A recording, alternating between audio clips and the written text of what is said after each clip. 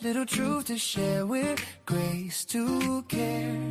Together for the ones who hold it off through the late calls, long hauls, coffee cold on the counter again. But your heart keeps showing up, my friend. Grief and grit and every gift you're given. This is where your purpose meets your living. You don't have to carry every weight alone. We're cheering as you find your way back home. You never meant to walk this road out on your own. We're grace to care together.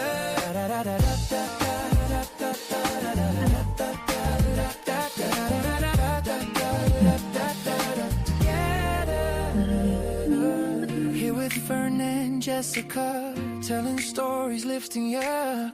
Every tear, every quiet fight, there's a little bit of glory in your night. Every gift you're given, this is where your purpose meets your living. You don't have to carry every weight alone. Cheers, you'll find your way back home. You're never meant to walk this road out on your own. We're grace to care together.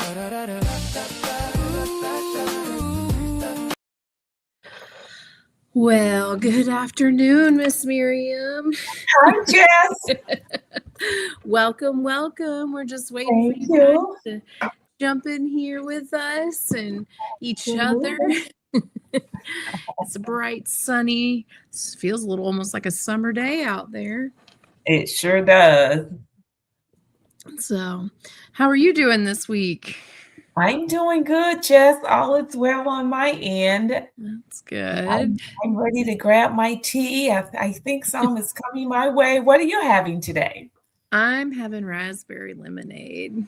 Ooh. So, I do love a good lemonade, especially when it's got some kind of red berry in it. Absolutely. Strawberry, raspberry. Better than that. Yes.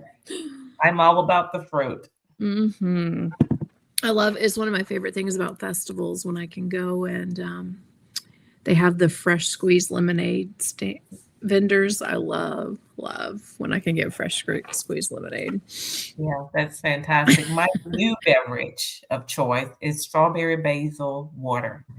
Interesting. So good. You kind of pack it in, if you would, Jess. Start with ice, then a layer of strawberries, a layer of basil, and continue as large as your pitcher is, and then add your water and let it sit for like 30 minutes. Nice. So refreshing. You'll have to try it. Sounds good. Yeah, people always laugh at me because I don't like lemon water, but I love lemonade. Interesting. Okay. It's all about the taste buds. I usually just want plain water, but I could try that strawberry water. Yeah, I'm a plain Jane water girl unless you're giving me full blown juice. I don't know. I get that. So, but I could be interested in trying that raspberry and basil. Yeah. That could be good. We'll try. Well, we'll just go ahead and jump in, today, because as people are joining us on Facebook and Instagram and YouTube, we're here for Pause on the Porch with Grace to Care. It's Wednesday afternoon, and we just love to be a place where people can pause on the porch, right? Where we can have a little conversation and keep it light, enjoy each other's company. And I love today's topic, and Miss Editorial Host, you kind of always set us up for such good conversation. But today we're going to be talking about kindness and hope, two very big words that mean a lot. And so, one of the first things you kind of put out here for us to think about is, where did we get to see kindness recently? Right? Where did you see kindness recently? How about you, Miriam? Have you had an experience with that? I run into kindness often. And I would just say that, especially being retired, I get to observe more than I used to observe when I was working, maybe because of the pace at which I was running at. Mm-hmm. all around us, kindness is, and sometimes it's in the most recent thing I can think of is just, going in the gym on yesterday morning, and literally I was probably 25 yards away when someone could easily just go in and close the door behind themselves. And that young lady held the door for me. And Yeah. that was very special to me because I thought I needed to jog a little bit so I wouldn't make her wait, but that was just kindness. So sometimes it's in very simple things that happens, and that's something that I would definitely call out today. Yeah, absolutely. I've seen kindness exists on so many planes, and I love that you talked about the simple things. A held open door. Mhm. It's not a big thing, but it is big when your arms are full, or you're trying to bring children in, or even the person you're taking care of if you're dealing with wheelchairs and things like that. So just simple gestures can go a long way. Honestly, in this culture, even just a smile, or when somebody, Yes. even just the wave, like when you let somebody in traffic, just that acknowledgement to each other that we saw each other. Yeah, that's Like, exactly right. that's the little things. Yeah. Um, My let's mother and I were see. at the doctor's this morning, and I remember when we actually were heading to the back, the young lady was singing. My mother's last name is Moore, and she's like, "More, one more," and it was just a good way to ease the tension of being in the doctor's office. But as we were leaving, I thanked her. So, Mm, and she paused, and I could tell that it touched her. And she said, "Thank you so much." She said, "Because I was speaking kindness," and she used the word kindness. "I was speaking kindness when I didn't feel it." yeah. Wow. I know that really stood out to me, and, Mm, the time when she actually encouraged me when we were coming in, but I got a chance to encourage and extend kindness to her as we were leaving. absolutely. Hey, Desiree, we're so glad you're joining us this afternoon. Hi, Desi. We're Yep, talking and about kindness. we got some love from Southern California Wonderful, with wonderful. Jory. Yeah. So glad you guys could join us today. We're talking about kindness and where have we recently seen kindness. We'd love to hear from you, ladies and gentlemen, about where have you seen an act of kindness or experienced an act of kindness that meant something to you. I think I just love the little things, right? And but big gestures can go a long way too. You Mhm. know what I mean? Absolutely. Like recently I had somebody who just said, Jess, you've got a lot going on, and you've got new things going on, and I would love to form a prayer team that comes to pray over you every once in a while. You know, that was huge for me because I'm just in this season of so much transition, and it was just the fact that somebody saw that moment and said, I would like to do this for you because you really need to be undergirded. And I know you Mhm. probably wouldn't ask for it, you know. Mhm. And that was Mhm. really, really big for me. Yeah. Um, Someone once just, told me, Jess, that kindness is telling people what they need to know. And I never thought about it like that, that you can be really kind to wow. someone by sharing what they need to know versus, many times we're nice, and that was the comparison Mm, that we utilized. Sometimes we're nice and we just say things to make people feel better. that's so good. What they need to That know. still sticks with me. Yeah. So Yeah. a recent example was I sent a text message, and text messages can be easily misconstrued. And in that text message, I relate an emotion that I wasn't feeling that was offensive, Hmm. but that Yeah. person told me, and I Yeah. was able to immediately apologize to that person. So I took it as kindness, that they extended kindness to me because I didn't know, but I needed to know that. That's so good. Because so many times it's easy to feel offended, right? Oh, And to take it personal. yes, yes, much easier, much easier, and partly because we live busy lives, we live stressed lives, and so it's easy for something to feel like one more thing or just another sensory data that just irritates our whole system, right? Um, Yes. but it's amazing how kindness dismantles that, right? Like Desiree said, even a please and a thank you, right? Like the Yes. simplicity of the acknowledgement of what's happened, and That's good. um, please forgive me if I mispronounce this, but DeJore, am I saying that right? I'm so sorry.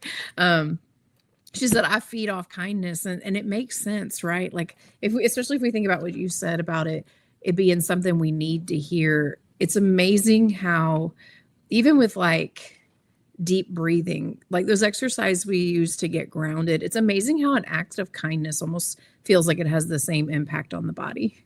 Yes. You ever notice that an act of kindness actually makes you breathe a little deeper and you feel some of the tension leave your body, and you even kind of get that little chemical kick, like that felt good, right? And so it really is amazing that it is something you need, right? And it's free. You are so kind. She says that was way closer than anyone else pronounces my name. Well, I thank you for your kindness. And she said kindness is overrated. Underrated. Yes. Thank you.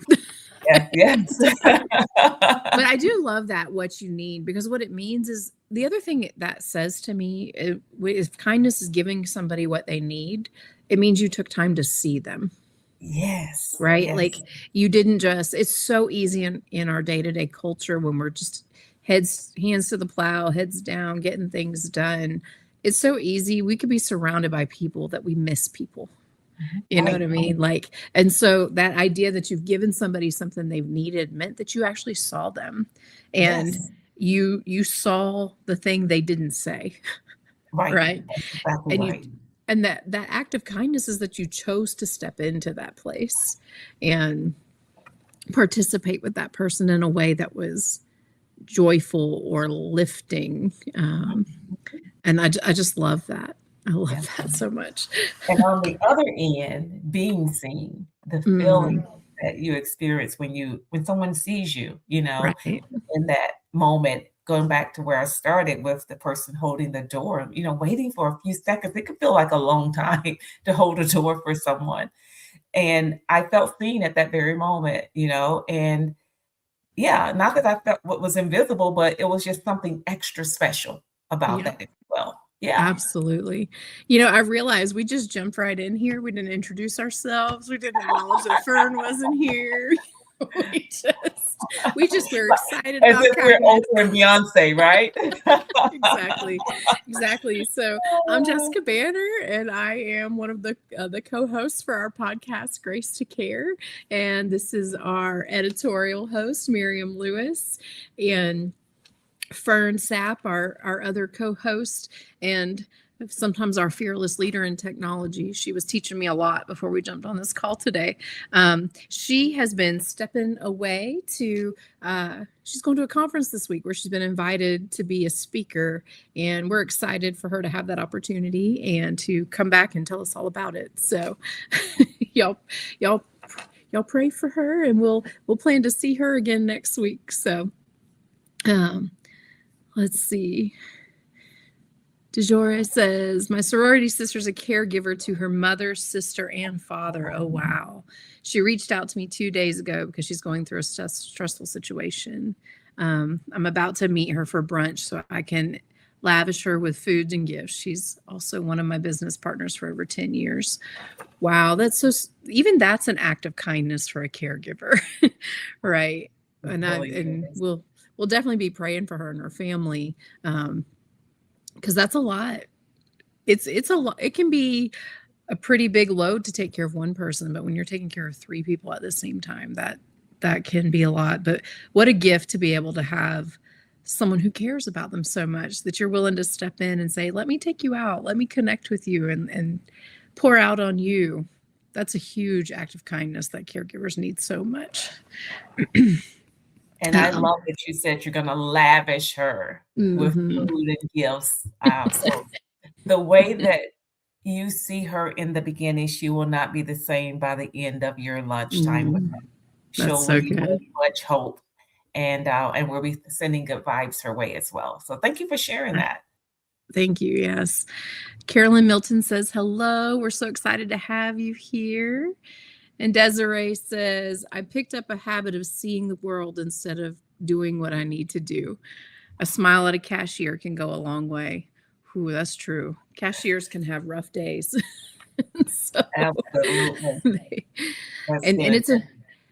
it's almost a game sometimes to me to see how kind I can be to a cashier. Just because you can see it sometimes, right? You can see where they've maybe dealt with a difficult customer or they're just tired, because people don't really think about cashiering being a physical job, but it really can be. And sometimes you just see that. And so it's so fun to just be kind and see if you can bring some light to that day for somebody. So thank you for sharing that. So kindness. Go ahead. Let me just hit on that cashier moment for just a moment, Desiree, because I used to be a cashier. So I know exactly what it means to be behind that register and just trying to show up with a smile, regardless to what's going on, whether it's at home or whether it's in the store itself. So it's so much appreciated. You would be amazed by how that conversation makes its way to the break room. And people actually talk about someone being nice to them or being kind to them as something that doesn't happen often as a cashier. So it is noticed. Keep that going. Absolutely. So kindness is such a gift to give and to receive so often. But the other thing we want to talk about today is, what is one small thing that gives hope to you right now? Because we talked about kindness, but hope is essential in life, and it is sort of a driving force for us to keep going in anything that we're doing, but especially in caregiving. So talk to us a little bit about what hope in the small things, or what is a small thing that gives you hope right now? That's a loaded question for me, Desiree. While they're chatting, maybe I'm talking and thinking at the same time here, but I would say positive people. There is so much negativity that goes on in the world until when I run across a positive person, someone who has a positive perspective on even the little things, that goes a very long way with me. And I often note it, make a big deal about it, and acknowledge what I've heard from them. So give me more positive people and help me to show up as more positive as well. So that's definitely the thing for me. Thank you, babe. One small thing giving me hope right now. Honestly, for me, it's not even been anything directly. It's just been meeting so many people. One of the things I was telling somebody this last night in a conversation about Grace to Care, right? And how all of a sudden we're just meeting so many people, right? Wow. Like we have meetings in our meetings because we're meeting people. So true. And just getting to know, like, I was so blessed this weekend going to the H3 Caregivers Conference with Fern. We got that invite from Dr. Sandra Irving, and she put together a beautiful event for caregivers. They had like 8 or 9 different class options for people to take some classes about meeting needs for caregivers or how to take care of themselves.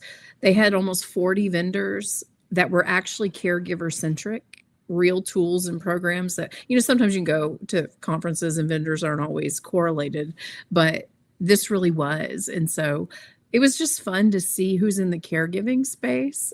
And that gave me so much hope this weekend. Like I was telling you, Miriam, earlier, like the woman we met who has Boss Frog, because she helps meet kids who are in the caregiving space because their parents are caregiving. And what a gift that was. And it was so much fun. And we might hear more from her a little bit later. May or may not. But just to see these meet doctors that just cared so much about the caregiver, to see people who were passionate about really rallying programming in the church to wrap around people who are caregiving, because what a beautiful place in the church that we can actually care for caregivers, and we should, but it just was such a blessing and such a sense of hope just to see how many people are out there caring about caregivers. Yeah, that's good. I hate I missed that conference, but I really appreciate the cliff notes that you and Fern both have been sharing from the conference. It was obviously amazing. But one another thing that, and this is not a plug, but this is just honesty. Episode 5 of Grace to Care. Mm. I felt so much hope, so much inspiration, so much just living in purpose, if you will, from that episode. So if you have not watched that episode, I watched it with 2 of my sisters, and one of them just wept. Mm. So, and my mom as well. I watched it with my mom, and it was so good to hear. Because sometimes, it's hard to get into the heads of care recipients, if you will, and Mhm. really just sit in Willie's story with him, and the hope that he has. It just, I can't explain it, but it just No. transferred over Yeah, us absolutely. to see the world totally and see life, see caregiving and care recipients so much different. Yeah, Absolutely. that gave me a burst of hope. Desiree said, "Hope, which brings gratitude, is knowing that God loves me." Oh, That's a big one. Desiree. Hope, Uh, which builds gratitude, is knowing that God loves me. mhm. Absolutely. I hear that, Desiree, and he does. She said, "Episode 5, it blessed me so." I'll be honest, I was really humbled to be in the room to film that episode, and you're not wrong, it was so hope-filled, Yeah. hope-filled, and help, Yeah. but hope-filled, and Mr. Willie and Fern did not even realize it was the first time they were telling their story together publicly. Yeah. They didn't even realize it. We were in the middle of it, and you could feel it in the room, just what it was for them to be telling their story together for the first time. And it was so humbling and just so honored to sit in that moment with them. And because I had when I met Willie, I barraged him with questions, right? Like, I need to get to know you. And he's so funny. But I was also really blown away about his perspective about being a care receiver, and even that he's passionate about it for other men. And I loved that because I feel like he was able to share some of that in Yeah. this episode, and really bring hope to families about what it is to be a man receiving care, but also for people who are caring for men, and how to have hope in that process, how to encourage each other in that process. It really was so good. And his famous line from that thing, 1 + 1 = 1, right? He said, whether it's 1 in 1, whether it's 1 in 100 people working together between doctors and caregivers, he said 1 + 1 is 1. Because it impacts everybody involved, and it takes all of us to make it happen. And it just was so good. Y'all got to go watch the whole thing. We're not going to give it all away here. Yep, Desiree said 1 + 1 = 1. That's exactly right. That's exactly right, Desiree. And okay, I'm not going to keep going because we will give it all away. We will. We don't want to. And just please, it's a 21-minute episode. Take the time to watch it. It is well worth your time. And also tag others to take a look as well. It's on YouTube. YouTube at Grace to Care. Absolutely. And you guys can also head over to our website, because alongside our episodes, you get to also get access to our blogs, which are additional support for you guys. So just definitely opportunity just to get wrapped around in that. Okay. So Yep. any other thoughts from you guys? The companion blog for episode 5 will publish on tomorrow. So take a look. Absolutely. How about from you guys out there in our community? What are some things that are happening for you guys that are giving you some hope right now?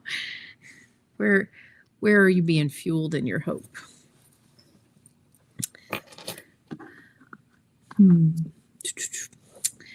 Well, hope is so critical, because it's what keeps us hanging on. And, I might I might even charge to say, what can we do this week to demonstrate hope or to demonstrate kindness?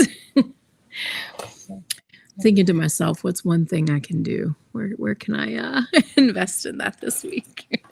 That's an excellent question. And as you were saying that, I have a question on the question, and I think they go together for what you're saying.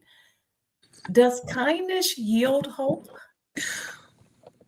Like, how do we bring those two together? I do think that going back, and I've talked about this example a couple of times here already, but going back to that young lady just holding the door, she was kind, and she was from a younger generation. So it does give me hope. And I have a lot of respect for the younger generations, but it does bring me hope as well, you know? So that, you know, we talk about chivalry typically in different types of relationships, but that's still another form of it. It still exists for one another. So I do think that that kindness can yield hope. And I also, you know, for your question, I think that I'm just going to lean more into kindness and hope, no play on words, and hope that it gives people what they need. Desiree says, I believe so. Good. Well, thank you, Desiree. Yeah. You know, if you think about that, it's got to be true to some degree. I know there's varying levels of hope and different kinds of hope we can have, and we can have hope even when people aren't kind. Yes. But if we think about even that being kind to the cashier, yes, it is a little spot of hope that no, it's not everybody, and no, not some people can be kind and gracious, and that seems reasonable to think kindness breeds hope. And that's good. I'm glad you said that. As far as, you know, you can have hope and not experience kindness, because I think we have to always have hope. Regardless to where we are. And I appreciate you for saying that, because, and I wanted to underscore that point that you made, because it's so important to never lose hope. To never lose hope. And something that Willie said in the episode itself, sorry, going back to episode 5, but he talked about that, you know, in a different sense of, you know, looking for the good, looking for hope, looking for ways to have hope, looking for ways to have kindness. And I think that that's what keeps us all going and makes us who we are, you know, today. It's so much easier to have kindness and so much easier to have hope, and so much more important, right? Yeah. Because if you think about, you know, if you don't have that, then, you know, what do you get up for the next day if you don't have hope? So I think that it's essential. Well, and I want to encourage those of you who, if that's a struggle, you know, one of the things I tell people as a counselor all the time, you know, when you've been weighted down with something and it's been really hard to get a hold of, one of the things I share with them all the time is, I'll hold the hope until you can get there. Because sometimes we've had experiences and sometimes we're in a moment where so much is pulling on us. It can be hard to muster that hope within ourselves. And so I always just tell people, like, I can see it. I can see your potential to get to the other side. I see the potential to heal or get what you need, but I can hold that hope until you can get there. And it's amazing how that produces enough hope for them sometimes to keep going, you know, that no, I can't, because I think a lot of times people think joy and hope, they measure hope by joy. And sometimes having hope is not always that feeling of joy, right? Yes. but it can be enough to go, somebody's willing to stand here and believe for something I can't believe right now. And so that may be you, and that's us. We can hold the hope in that place, you know, and that we can borrow it from other people sometimes. That's the beauty of community and why it's so important. We get connected, right? That's why we have our communities with Facebook and Instagram and YouTube and TikTok and LinkedIn, because it's so good, because we need each other. You know. Yeah, let me just Thank borrow you, Desiree. Wow, I don't have it today, but I'll stand in proxy for you. That is so good. I love it, Jess. Well, I think just having that, like, I remember in some of the spaces when I was caregiving, I couldn't muster certain things sometimes. Yeah. Right. Yeah. Like I talked about in one of our episodes, I think it was episode 3, maybe 4, about those anchors. We need those anchors, right? Because there are those places in caregiving where you can be so depleted. You can be physically, mentally, emotionally just depleted. And you need the anchors, those truths, those people, those things, those places you hold on to. But there were times I had to have other people. Yes. Because it was so much, So, wow, this has just been such a great conversation. You guys, thank you for sharing your thoughts. Desiree, we were talking about Willie. She said those daily victories he talked about, right? Yeah. And even kindness and hope are ways to have. Daily victories can fuel hope, but kindness and hope can fuel that feeling of victory too. And so it's amazing how these things are life-giving to each other. I love that. So this has been such a good conversation. Miriam, I so thank you for joining me here on the porch. You got your little tea. Yeah. Yes. Yeah. And thank you guys for just pausing on the porch with us today to talk about kindness and hope and where that's at in our lives. And we will look forward to pausing next Wednesday. And you guys can look out for that blog tomorrow. Bye. Bye, everyone.